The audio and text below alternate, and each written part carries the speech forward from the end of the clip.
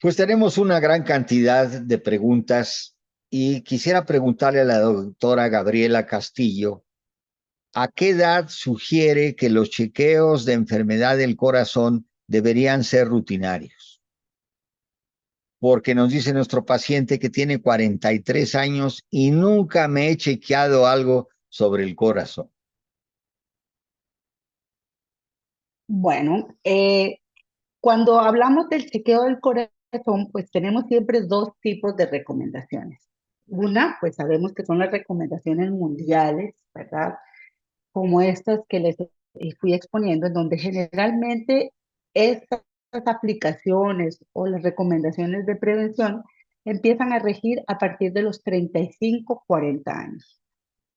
Pero siempre existe una sobrecarga de factores de riesgo genéticos que a veces podemos identificarlos desde antes.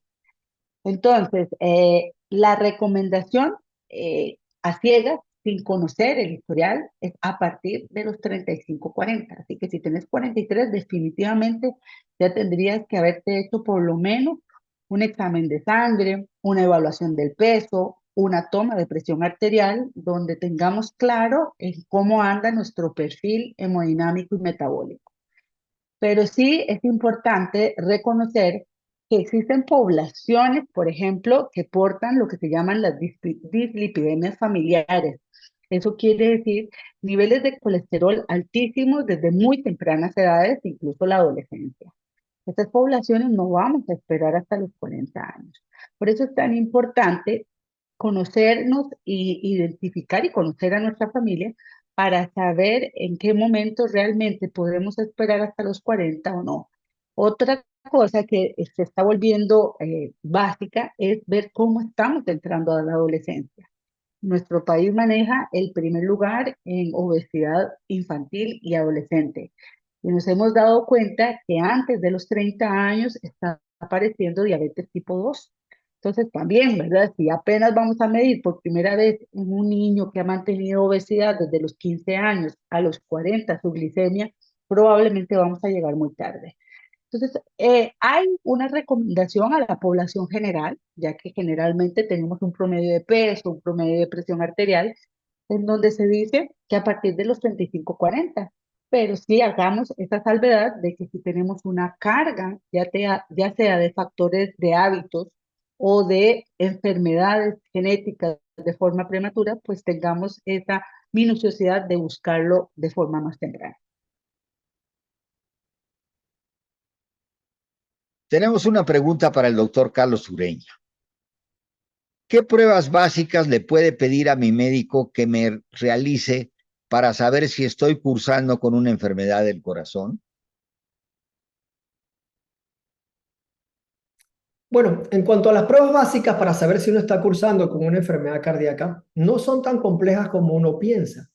Eh, de partida iniciamos con que una buena evaluación de un examen físico y exigir, si no se la han tomado, la presión arterial, medírsela a su médico general o médico de atención primaria. De ahí saltamos a los laboratorios de analítica sanguínea necesarios, que no deben faltar un buen perfil de colesterol, un buen perfil glicémico, es decir, del azúcar en sangre, para valorar riesgo de enfermedad cardiovascular. Si es que es necesario o uno detecta algo al examen físico en los laboratorios o algo que nos llame la atención, realizaríamos un electrocardiograma o algún otro estudio un poco más avanzado desde el punto de vista de cardiología. Pero como ven, las pruebas necesarias para determinar la salud cardiovascular no son complejas, no son costosas y no son laboriosas. Con una buena historia clínica, examen físico, sus laboratorios de sangre de base, ya con eso yo puedo establecer riesgo cardiovascular e iniciar, valorar cómo está su corazón. Tenemos otra pregunta para la doctora Gabriela Castillo. Y nos preguntan, si no tengo síntomas, ¿debería de consultar con el cardiólogo y descartar que pueda tener enfermedad del corazón?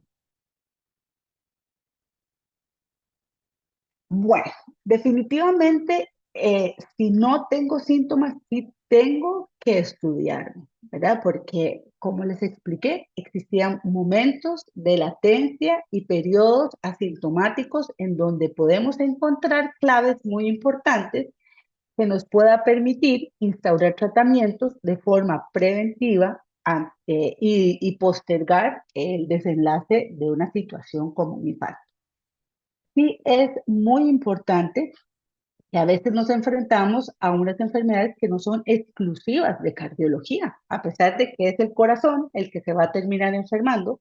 Y lo que nosotros tenemos a los 15 años es una diabetes, pues tenemos el apoyo de un endocrinólogo. Y lo que tenemos es que hemos deteriorado mucho nuestros factores de riesgo, pues definitivamente un médico general, un médico de familia, puede colaborarnos, ¿verdad? De forma mucho más integral al el cambio o a la identificación de estas condiciones que me pueden aumentar el riesgo cardíaco. Entonces, sí es importante que el cardiólogo está preparado a trabajar sobre la población asintomática e identificar los factores de riesgo, pero muchas veces de esos factores de riesgo pues no son exclusivos del abordaje cardiológico y por eso se está reforzando cada vez más que el paciente o la enfermedad cardíaca sea de un abordaje multidisciplinario. Tenemos el apoyo tanto de endocrinólogos, de médicos de familia, de fisiatras, que son los que dan las recomendaciones de ejercicio, pero también de un grupo como farmacéuticos, enfermería, que nos permitan dar seguimiento a estas recomendaciones e identificar cuáles son los obstáculos que no nos permiten llegar a esta condición de salud plena. Tratamiento médico óptimo en estos momentos se considera no una lista de medicamentos, sino esta comprensión de nuestra enfermedad, este apoyo de un equipo multidisciplinario y este trabajo bidireccional entre el sistema médico y el paciente. Doctor Ureña nos pregunta, no tengo enfermedad cardiovascular, pero ¿podría hacer electrocardiograma de rutina? Si es así, ¿cada cuándo me lo recomienda? Importante pregunta. Pacientes sin síntomas que no tienen ninguna enfermedad, pero quiere realizarse un electrocardiograma para ver cómo está su corazón. Bueno, el electrocardiograma de rutina en pacientes de bajo riesgo, sin síntomas, no ha demostrado que tenga evidencia científica que me reduzca el riesgo de mortalidad o que me aumente la posibilidad de detectar alguna enfermedad como tal. El electrocardiograma de rutina, dicho de otra forma, no está indicado en pacientes sin síntomas para responder a la pregunta directamente. Pero siempre el médico de cabecera o el médico de atención primaria debe tener la pericia para poder detectar estos pacientes que puedan necesitar algún electrocardiograma luego de que el médico ya lo evaluó, le tomó su historia clínica y lo examinó y valoró sus laboratorios de sangre. Otra pregunta más para la doctora Castillo. Si quiero descartar una enfermedad cardiovascular, ¿solamente lo puedo ver con un cardiólogo? Es que llevo mis controles siempre con un médico general. Bueno, ya ahora sí, ¿verdad? Sí creo que la selección de los estudios, ¿verdad? Cuando estamos queriendo identificar claramente una enfermedad cardiovascular, pues es el cardiólogo, el profesional que está mucho más empapado y actualizado en las herramientas que contamos para su detección. Tenemos en estos momentos un crecimiento de la tecnología y del conocimiento cardiovascular que nos está llevando a ofrecerle a los pacientes estudios de imágenes, estudios dinámicos o estudios invasivos en donde podemos decir con muchísima certeza si existe o no existe enfermedad cardiovascular en pacientes totalmente asintomáticos. De hecho, la batería de estudios para la identificación de la enfermedad subclínica, eso quiere decir, no tengo síntomas, pero sí tengo ya enfermedad, es sumamente grande, es escalonada, se escoge de forma muy individualizada. Por lo tanto, sí considero importante que cualquier batería de estudios que esté dirigida a encontrar la enfermedad cardiovascular, pues se la dirija un cardiólogo.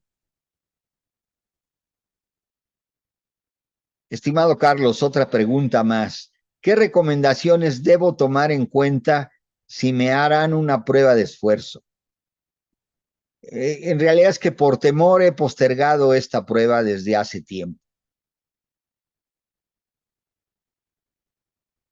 Bueno, si al paciente se le ordenó una prueba de esfuerzo por algún síntoma en específico o por algún hallazgo en la historia clínica, examen físico o electrocardiograma, entonces vamos a explicar un poco cómo es la prueba de esfuerzo. Primero, la prueba de esfuerzo estándar, convencional, es la prueba de esfuerzo en una caminadora conectado con un electrocardiograma donde se mide la presión arterial y los cambios electrocardiográficos asociados a síntomas del paciente desde menos hasta mayor esfuerzo, aumentando la velocidad y la inclinación de la prueba.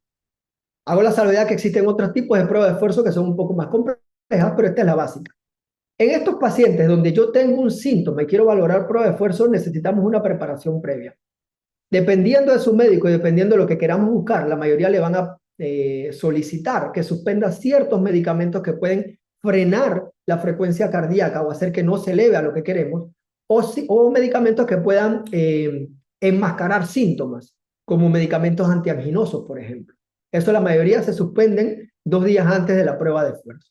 Preparaciones especiales, el paciente no es que tiene que estar en un ayuno prolongado, pero sí el paciente al menos no consumir cafeínas, incluyendo bebidas descafeinadas o bebidas con café incluido como las gaseosas, etcétera, al menos durante el día anterior a la prueba. En cuanto a alimentos, sí se prefiere que el paciente 1 o 2 horas previo a la prueba no ingiere alimentos sólidos pesados, ya que el paciente puede tener ciertas náuseas durante la prueba de esfuerzo. En cuanto a la preparación como tal, no es nada complejo, es una prueba bastante sencilla y bastante segura, donde indicado en el paciente con síntomas tiene un buen valor predictivo negativo. Hago la salvedad y repito, en un paciente que no tenga ningún síntoma y simplemente quiera hacerse una prueba de esfuerzo para ver cómo está su corazón, si el paciente es de bajo riesgo cardiovascular, no tiene ninguna indicación realizada.